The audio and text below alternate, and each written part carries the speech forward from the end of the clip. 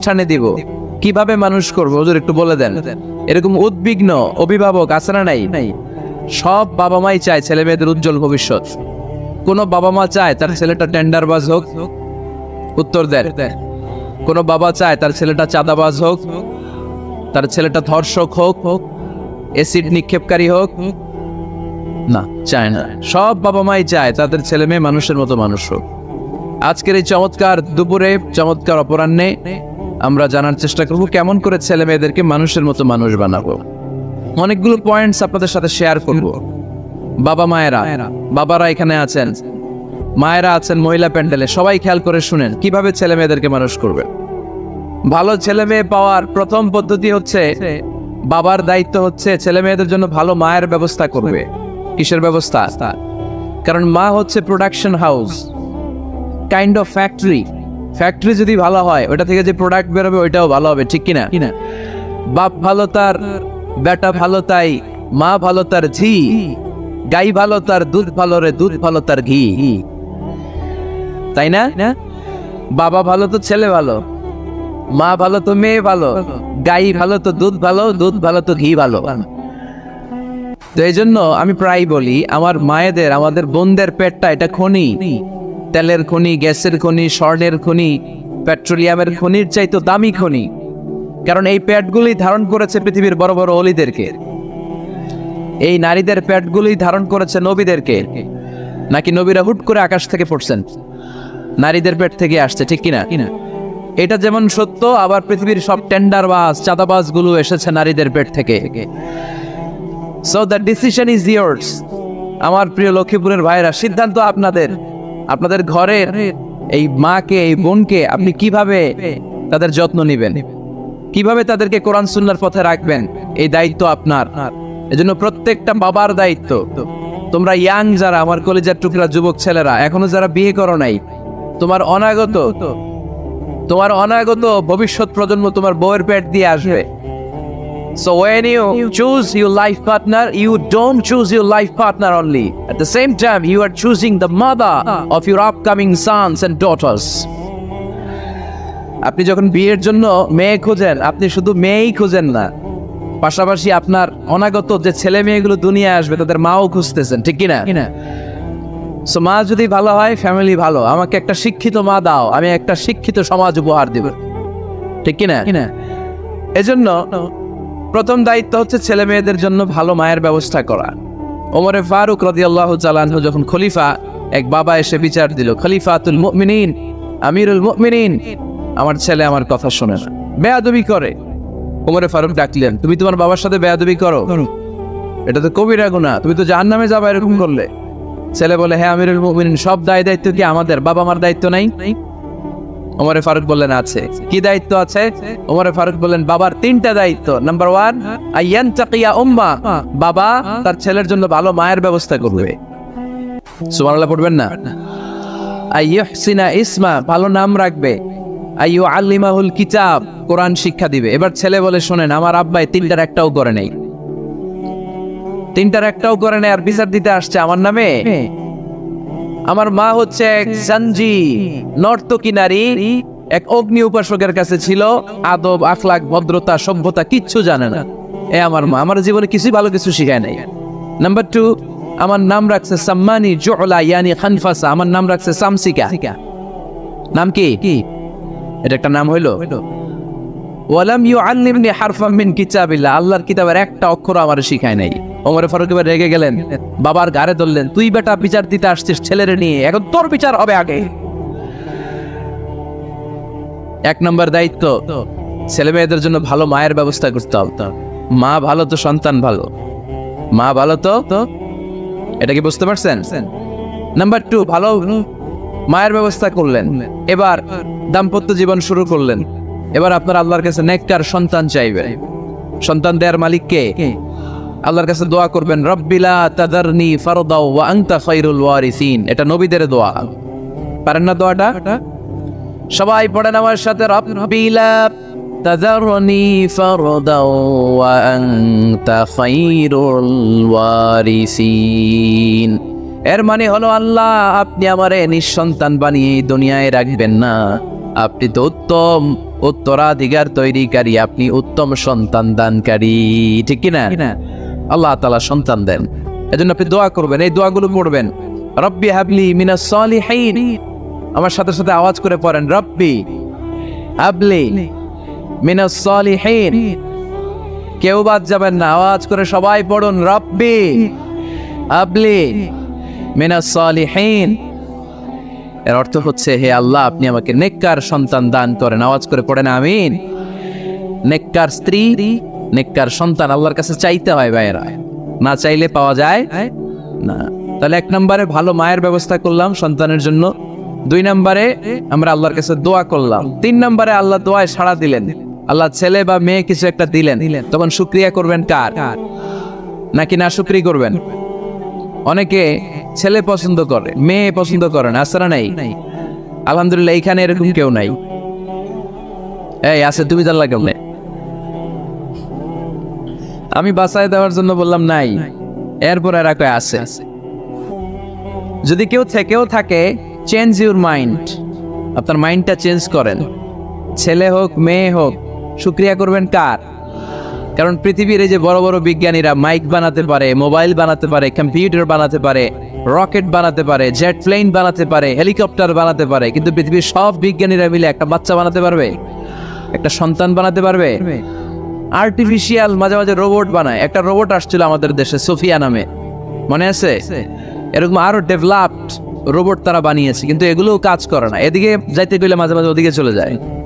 আর এগুলোর system software ভিতরে ঢুকাই দিতে হয়, সফটওয়্যারে যা, এর বাইরে কিছু বলতে পারে না। তাহলে গোটা বিশ্বের সবগুলো রোবট এক জায়গায় রাখলে আল্লাহর দেয়া একটা মানুষের ব্রেনের সমান হবে? এই পৃথিবীর সবচেয়ে পাওয়ারফুল কম্পিউটারের নাম হচ্ছে দি ক্রে 1 সুপার কম্পিউটার। আমেরিকার মিলিটারি বেজে বিভিন্ন ম্যাথমেটিক্যাল ইকুয়েশন ড্র করার জন্য এই কম্পিউটার তারা ইউজ করে।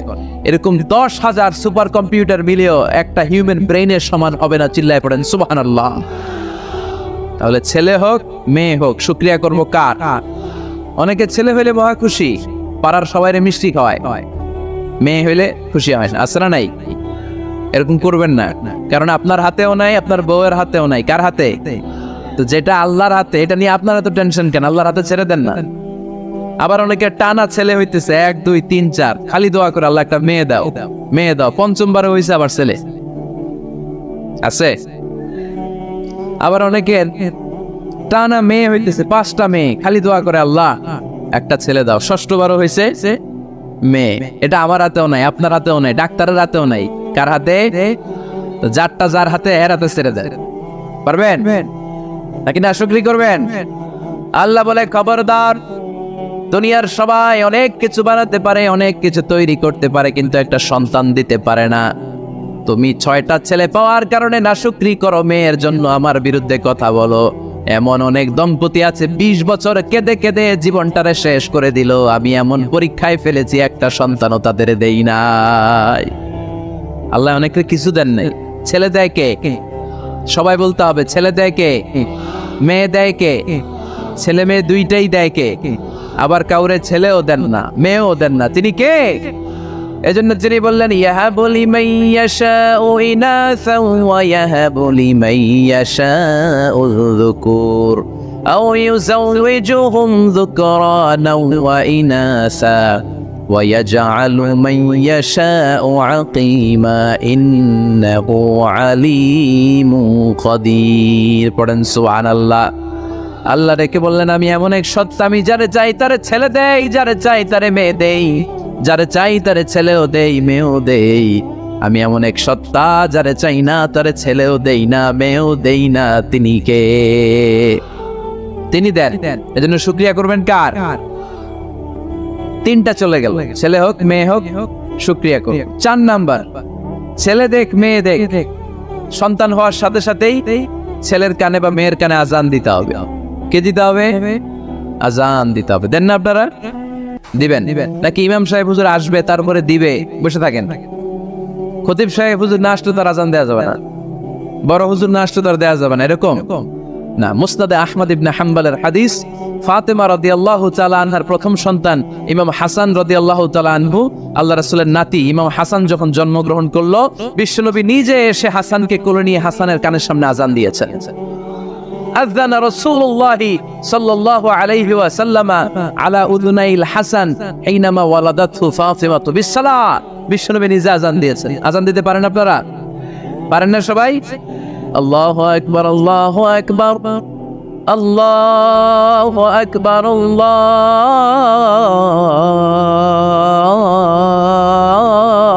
আকবার। পারেন না আযান দিতে? নিজের ছেলের কানের সামনে নিজে আযান দিবেন। যদি নানা হয়ে থাকেন নানা, নাতির কানের সামনে যে নানাই আযান দিবেন। চাচা যে ভাতিজার কানে আযান দিবেন। আযানের জন্য বসে থাকা লাগবে? আমরা প্রত্যেকে আযান পারি কি পারি না? তো কেন আযান দিব বাচ্চার কানে? দুইটা সিগনিফিকেন্স। নাম্বার 1, যদিও বাচ্চার আমলনামা শুরু হয় নাই, জাস্ট নিউ বর্ন বেবি, এইমাত্র জন্মগ্রহণ করলো, কিন্তু পৃথিবীতে আসার সাথে সাথেই আল্লাহ বলে ওর কানের সামনে আমার তাকবীর দিয়ে ইসলামটা ওর কানের ভিতরে ঢুকায় দাও, ঢুকায় দাও। শুরু থেকেই তাকবীর দিয়ে ইসলামের পরিচয় ওর কানের সামনে দিয়ে দাও। This is the significance number 1। Significance number 2, এই পৃথিবীতে যখন কেউ আসে, শয়তান যে তার শত্রু এসে ইয়াতানু ফি জামবাই ইবনে আদম, বনি আদমের দুই পা ধরে দুইটা গুতা মারে, আর বাচ্চা ওয়া ওয়া করে কেঁদে ওঠে। বনি আদম পৃথিবীতে আসার সাথে সাথে শয়তান গুতা মারে আর জানান দেয়, তোদের কারণে আমি জাহান্নামী, তোরে সারা জীবন এমন ওয়াসওয়াসা আমি দিতে থাকবো, তোদেরকে জাহান্নামী বানানোর আগ পর্যন্ত আমি ক্ষান্ত হব না। আমি যে দুনিয়াতে ওয়াসওয়াসার জন্য এসেছি, আমার উপস্থিতি, আমার অস্তিত্ব আমি জানান দিলাম। গুতা মারে তো শয়তানে করবে শয়তানের কাজ, আমরা করব আমাদের কাজ, ঠিক কি না? শয়তান মারবে গুতো, আর আমরা কি দিব? চিল্লায় বলতে হবে কি দিব? মনে থাকবে, ভুলে যাবেন না তো আবার। নাম্বার 2, তাহনিক করা সুন্নাহ। তাহনিক হচ্ছে খেজুর, কোন আলেম খেজুর একটু চিবিয়ে ওই চিবানো খেজুরটা বাচ্চার ঠোঁটের মধ্যে লাগাই দিবে। আল্লাহ রাসূল সাল্লাল্লাহু আলাইহি ওয়াসাল্লাম বাচ্চাদেরকে এরকম তাহনিক করতেন। যদি খেজুর পাওয়া না যায়, একটু মধু নিয়ে মুখের মধ্যে লাগাই দিবে। আধুনিক মেডিকেল সায়েন্স এটাকে খুবই স্বাস্থ্যসম্মত বলেছে, হেলদি। কারণ বাচ্চা যখন দুনিয়াতে আসে, তার নিউট্রিশন চ্যানেলটা মানুষ কেটে দেয়। তার নিউট্রিশন চ্যানেল হচ্ছে তার নাভির সাথে তার মায়ের জরায়ুর একটা কানেকশন। তার মায়ের জরায়ু থেকে সে এনার্জি পেত, নিউট্রিশন পেত। মানুষ যখন এটা কেটে দেয়, তখন তার নিউট্রিশন সাপ্লাই বন্ধ হয়ে যায়, কিন্তু তার এনার্জি খরচ করার প্রবণতা বেড়ে যায়। সে ওয়া ওয়া চিৎকার করে, চিৎকার মারতে তার এনার্জি লাগে। সে হাত পা ছোটাছুটি করে, তার এনার্জি লাগে, কিন্তু এনার্জি নাই। এনার্জি লাইন আমরা কেটে দিছি। তাই ইনস্ট্যান্ট এনার্জি সাপ্লাইয়ের জন্য বিশ্বনবী বলেছেন, তাহনিক করে মুখে মিষ্টি ঢুকায় দাও। সুবহানাল্লাহ পড়বেন না? এখন চিকিৎসা বিজ্ঞানও বলছে, নিউবর্ন বেবি, নবজাতক বাচ্চার মুখে যদি মধু দেয়া হয় বা খেজুর লাগিয়ে দেয়া হয়, ব্রেইন হ্যামারিং থেকে সে বেঁচে যায়। তার ব্লাড সুগার লো হয়ে যায়, কিন্তু মিষ্টিটা দেওয়ার সাথে সাথে এনার্জি সাপ্লাই হয়। সুবহানাল্লাহ পড়েন। আল্লাহর হাবিব সাল্লাল্লাহু আলাইহি ওয়াসাল্লামের কাছে কোনো বাচ্চা নিয়ে আসলেই বিষ্ণু সাল্লাল্লাহু আলাইহি ওয়াসাল্লাম বলছে, এই খেজুর নিয়ে আস, কে নিয়ে আসো। খেজুর আনলে একটু চিবিয়ে বাচ্চার মুখে খেজুরের রস ঢুকায় দিবেন। আল্লাহ রাসূল সাল্লাল্লাহু আলাইহি ওয়াসাল্লাম আগে মদিনায় চলে আসলেন। আয়েশা রাদিয়াল্লাহু তাআলা আনহার বড় বোন আম্মা জান আয়েশার 13 বছরের বড় আসমা বিনতে আবি বকর, উনি গর্ভ ধারণকারী অবস্থায় মক্কা থেকে মদিনায় হিজরত করে আসলেন। উনি বললেন, আনা মুতিম, আমার পুরো গর্ভধারণ পূর্ণ হয়ে গেল। আমি কুবা এলাকাতে আসার সাথে সাথে আমার সন্তান জন্ম নিল, আব্দুল্লাহ ইবনে জুবাইর। আমি সন্তান পেয়ে মহা খুশি, কারণ মুহাজির সাহাবারা মদিনায় আসার পরে কারো ঘরে সন্তান হয় না। ইহুদিরা বলতে আরম্ভ করলো, আমাদের বদদোয়া লাগছে, এজন্য তোদের ঘরে সন্তান আর হবে না। তো এই জন্য আসমা রাদিয়াল্লাহু তাআলা আনহার সন্তান যখন মদিনাতে প্রথম হলো, মদিনাতে আনন্দের হিল্লোল বইয়ে গেল। উনি ওনার সন্তানকে নিয়ে বিশ্বনবীর কোলে দিলেন। বিশ্বনবী বললেন, এই খেজুর নিয়ে আসো তো। খেজুর নিয়ে আসা হলো। বিশ্বনবী খেজুর চিবিয়ে বিশ্বনবী লালা সহ খেজুরের রস আব্দুল্লাহ ইবনে জুবাইরের মুখে ঢুকায় দিলেন। আসমা আজীবন গর্ব করে বলতেন, ফাকানা আউয়ালু মা দাখালা জাওফাহু রিকু রাসূলিল্লাহ, আমার কলিজার টুকরা জুবাইরের পাকস্থলীতে সর্বপ্রথম ঢুকেছে খেজুর মিশ্রিত আমার নবীজির থুতু। আল্লাহু আকবার। এজন্য নবজাতক বাচ্চাদেরকে আলেমদের কাছে নিয়ে গেলে দেখবেন আলেমরা খেজুর নিয়ে বাচ্চার মুখের মধ্যে লাগায় দেয়। বাচ্চাটাকে সুস্থ রাখে কে?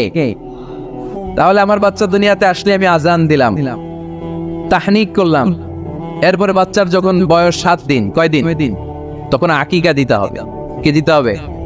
আকিকা দেন আপনারা নাকি কুরবানির জন্য রেখে দেন?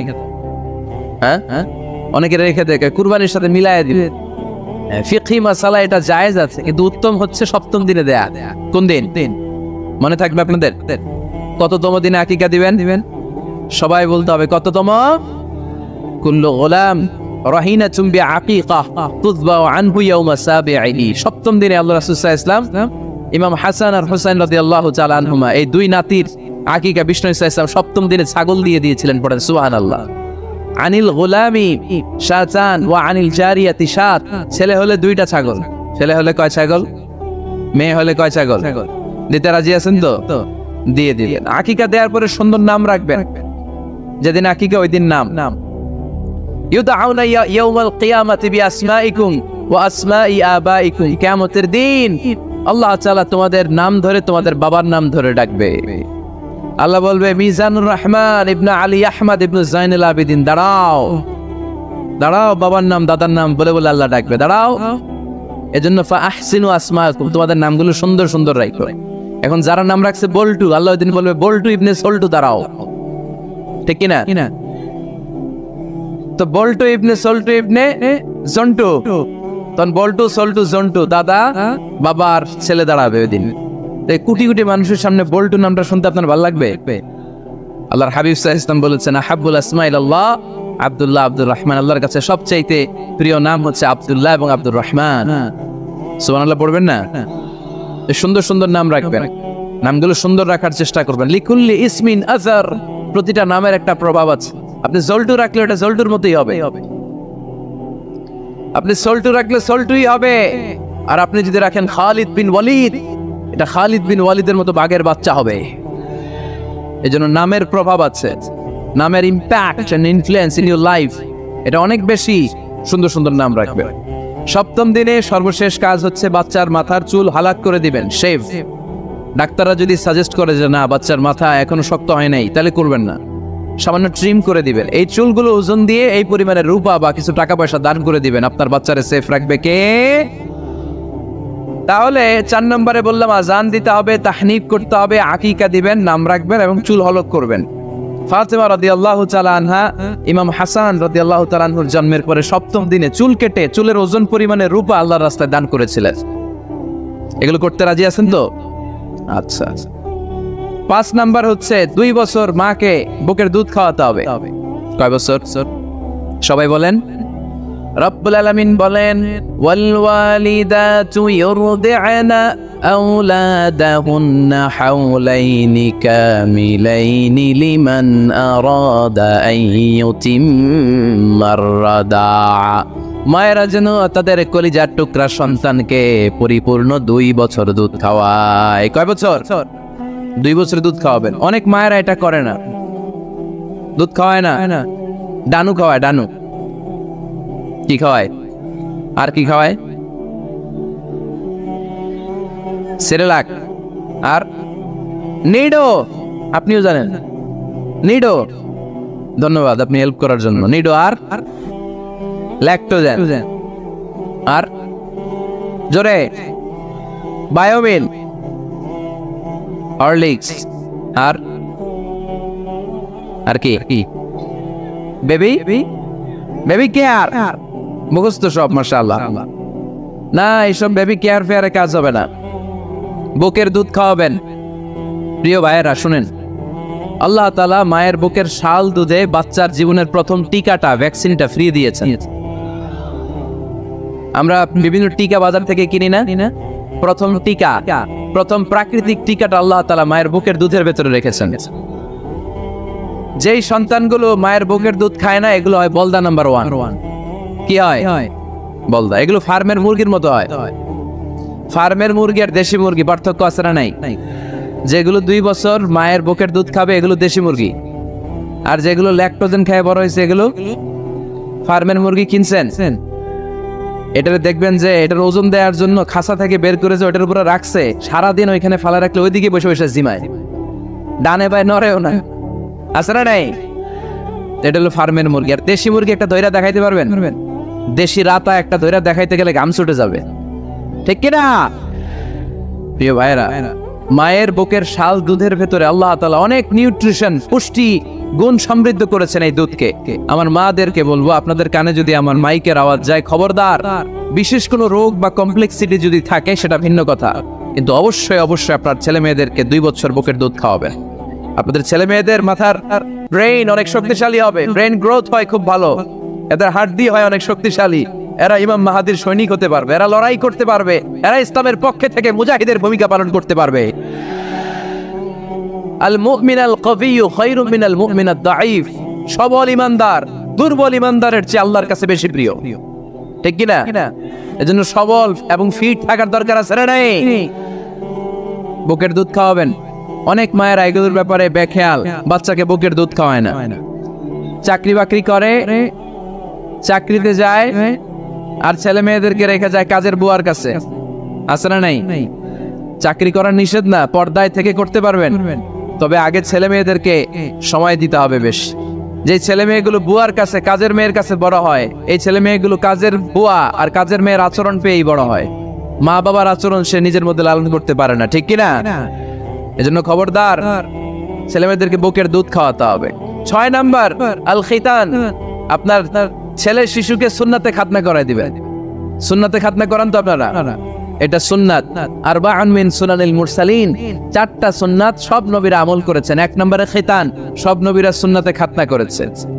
2 নম্বরে আসসিওয়াক, সব নবীরা মেসওয়াক করেছে। 3 নম্বরে আর নিকাহ, সব নবীরা বিয়ে করেছে। 4 নম্বরে আল উতুর, সব নবীরা আতর মেখেছে। সুবহানাল্লাহ কইতে পারলেন না? বাচ্চারা ম্যাচিউরড হওয়ার আগেই করাই ফেলবেন। 10-এর আগে পড়ে এই সময়ের মধ্যে সুন্নাতে খাতনা করাই ফেললে অনেক রোগ বালাই থেকেও আপনার ছেলেকে হেফাজতে রাখবে কে? 7 নাম্বার অনেক গুরুত্বপূর্ণ, তারবিয়া আল ইসলামিয়া। ইসলামী তারবিয়া, তাহযীব, তামাদ্দুন, এটা শিক্ষা দিতে হবে। ছেলে মেয়েদেরকে শিখাইতে হয়। আমি আগেই বলেছি, মানুষের পেট থেকে বেরোলে ওটা মানুষ হয় না, ওটার মানুষ বানাইতে হয়, ঠিক কিনা? এজন্য কোনটা সত্য কোনটা মিথ্যা এটা শিখাবেন, কোনটা হালাল কোনটা হারাম এটা শিখাবেন। ছোট্ট বাচ্চারা অনেক কিছু বোঝে না। আরেকজনের গাছের মধ্যে বড়ই পেকে আছে, বড়ই খাইতেছে। আম পেকে আছে, আম পেরে নিয়ে আসছে। এরকম বাচ্চা আছে না নাই? আপনি কালো কালির কলম কিনে দিছেন, ক্লাসে যেয়ে দেখে তার বন্ধুর সবুজ কালির কলম আস্তে করে ব্যাগে বেরে নিয়ে আসছে, রাবার নিয়ে আসছে, আনে না? শিখাবেন যে আব্বু আম্মু তুমি যেটা করছো এটা চুরি বলে। এটা কি বলে? ও তো বোঝে না এটা চুরি, ও মনে করে সবই আমার, সবই আমার। ওরে বুঝাবেন সব তোমার না, যেটা আমি তোমারে কিনে দেবো এটা তোমার। আর আরেকজনের ব্যাগ থেকে না বললে নিয়ে আসলে এটা কি বলে? কথা বলেন না কেন? চুরি। খাওয়ার সময় কিভাবে খেতে হয় শিখাই দেওয়ার দরকার আছে না নাই? আল্লাহর হাবিব সাল্লাল্লাহু আলাইহি ওয়াসাল্লামের কোলে এক সাহাবী বসা, ছোট্ট সাহাবী শিশু। খাবার দেয়া হলো, এই সাহাবী শিশু বাম হাত দিয়ে খাবার ধরে, এদিকে ধরে ওদিকে ধরে। বাচ্চারা দেখবেন খাবার খেতে পারবে এতটুকু, নষ্ট করে এতগুলা, আছে না নাই? বিশ্বনবীর কোলে যখন সাহাবী শিশু বসে আছেন, বিশ্বনবী দেখলেন ছোট্ট সাহাবী শিশু খাবারের এদিকে ধরে ওদিকে ধরে, এদিকে টান দেয় ওদিকে নষ্ট করে। আল্লাহর হাবিব সাল্লাল্লাহু আলাইহি ওয়াসাল্লাম ডেকে বললেন, ইয়া গোলাম সাম্মিল্লাহ, ও ছোট্ট সন্তান, খাওয়ার আগে বিসমিল্লাহ পড়বা। কি পড়বা? ওয়াকুল বিয়ামিনিক, ডান হাতে খাবা। ওয়াকুল মিম্মা ইয়ালিক, তোমার সামনে যেটা আছে সেটা খাবা। ডান দিক বাম দিক চারিদিকে নাড়াচাড়া করা যাবে না। সাহাবী বলেন, ওই যে বিশ্বনবী খাওয়ার গাইডলাইন আমারে শিখাই দিছে, আমি মরার আগ পর্যন্ত ঠিক এই সিস্টেমে খাওয়া দাওয়া করতাম।